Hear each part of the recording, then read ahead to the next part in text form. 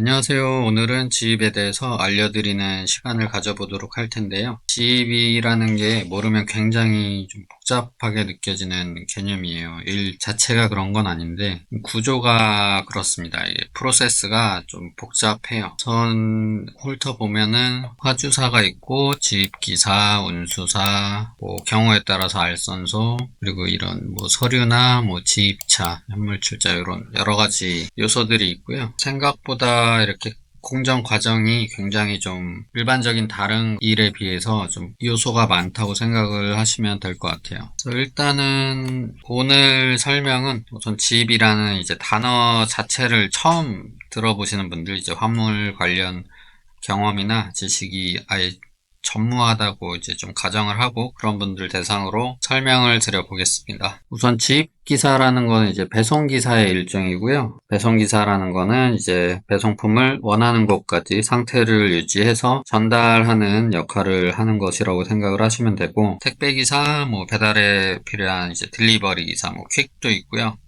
배송기사 종류는 굉장히 다양하죠. 그리고 이제 또 지입기사라는 게 사실 엄밀히 따지면은 일의 종류로 구분을 하기보다는 이제 계약 방식에 따른 구분이라고 하는 게 좀 맞을 것 같아요. 그러니까 지입기사라는 일이 따로 있는 게 아니고 여러 가지 이제 배송일 중에 지입이라는 방식이 있다. 이렇게 생각을 하시면 될 것 같습니다. 일단 일반적인 이제 직원 개념의 이제 직영기사 같은 경우는 이제 회사에서 직원을 뽑아서 이제 고정된 월급을 받고 일하는 기사가 되겠고요. 우체국이나 특정 업체에서 이제 고용된 기사들이 있겠죠. 그리고 프리랜서 같은 경우는 이제 자기가 원하는 시간에 원하는 조건에 맞는 이제 일을 찾아서 하는 그런 개념의 기사라고 보시면 되고, 이제 대부분의 콜 기사들이 이제 프리랜서로 보시면 되겠고요. 지입 기사는 이제 특정 업체와 계약을 맺고 주어진 업무를, 그러니까 정해진 일을 하는 거예요. 정해진 일을 하지만 이제 직원의 개념은 아니고 개인 사업자를 내고 본인 소유의 차량을 갖고 이제 운수사랑 계약을 해서 화주사의 배송 일을 맡아서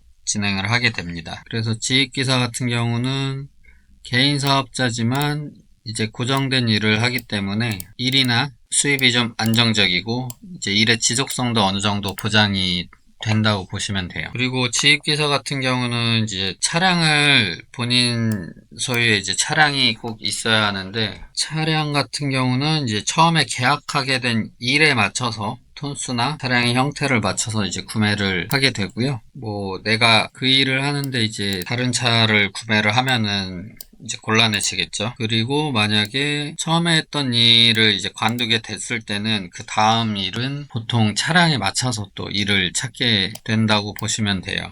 배송 구조 같은 경우는 이제 이게 제일 일반적인 구조라고 생각하시면 돼요. 일단 처음에 전국에 마트가 있고 이제 마트에서 필요한 제품들에 대한 오더가 화주사한테 들어가겠죠. 그러면은 화주사에서 운영하는 이제 물류센터에서 그 생산 공장으로부터 이제 이 오더들을 취합해서 그 수량에 맞거나 아니면 재고까지 생각해서 물류센터로 이제 매일 제품들이 입고가 되고요. 굉장히 이제 대량의 제품들이 센터로 입고가 되겠죠. 그리고 이제 센터에서 이제 각 마트로 가게 될 제품들을 이제 분류를 하고 선별을 하고, 그리고 그렇게 분류가 된 제품들을 이제 지입기사분들이 와서 이제 내가 가는 코스에 해당하는 제품들을 싣고 마트를 돌면서 화차를 해주고, 이 사이클이 이제 제일 보편적인 기사분들의 이제 사이클이라고 보시면 되고요. 이제 이게 마트가 아니고 다른 대리점이 될 수도 있고 편의점이 될 수도 있고, 그런 식으로 이제 판매 이제 영업점의 유형에 따라서 배송하는 제품이 바뀌고 조금씩 다를 뿐이고, 이제 이 기본적인 구조는 대부분 비슷하다고 보시면 돼요. 그리고 이제 지입의 구조에 대해서 말씀을 드려볼 텐데요. 우선 화주사가 있고요.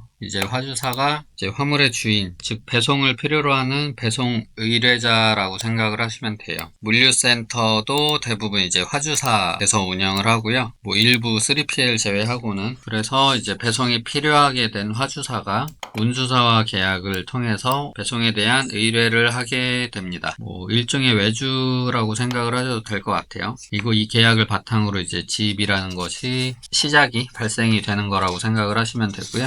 계약이 체결되면은 운수사는 화주사에서 의뢰한 이제 배송 일을 하게 될 지입기사분들을 이제 모집을 합니다. 이제 어떤 코스를 어떤 방식으로 일을 하는지, 운임비는 얼마인지, 뭐 업무 시간은 얼마인지 등의 이제 정보를 운수사들이 뭐 여러 가지 방법으로 전파를 하고, 그걸 보고 이제 본인한테 적합하다고 판단이 되면은 이제 운수사와 지입기사가 계약을 진행을 하게 됩니다. 이 계약을 통해서 지입기사는 화주사의 일을 이제 지입기사가 하게 되는 거죠. 이거 보시면 아마 그런 생각 하실 텐데요. 화주사가 바로 지입기사 뽑으면 되는 거 아니야? 라고 생각이 드실 텐데, 이제 화주사 같은 경우는 이제 대부분 대기업이기 때문에 이런 인적 관리, 뭐 운송비 관리 들어가는 이제 여러 기타 재원이나 그 밖에 뭐 사고나 이런 리스크적인 부분, 뭐 책임의 소재 등의 뭐 복합적인 이유로 중간에 이제 운수사를 끼고 하는 거라고 이제 생각을 하시면 되고요.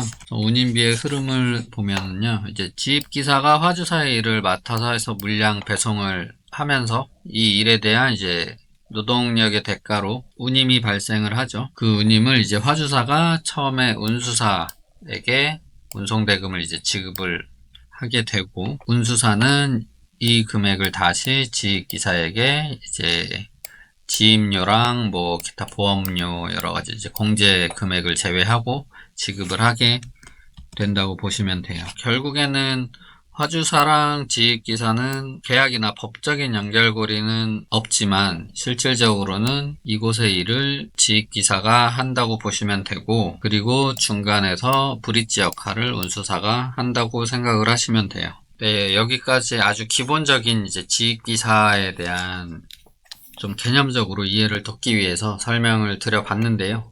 도움이 좀 되셨으면 좋겠고, 그러니까 머릿속에 지입기사라는 게 그냥 막연하게 있는 것보다는 좀 이런 개념들을 이해를 하고 디테일하진 않아도 좀 전체적으로 큰 그림이 바로 딱 그려질 수 있는 정도의 정보는 갖고 이제 지입기사에 대해서 알아보시고 하시는 게 훨씬 효과적일 거라고 생각이 들고요.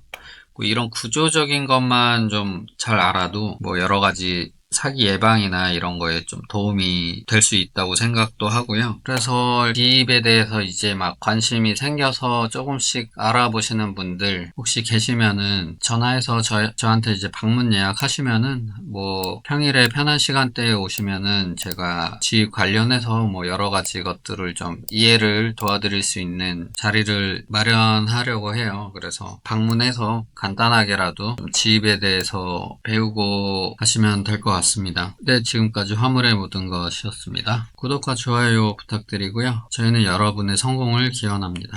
감사합니다.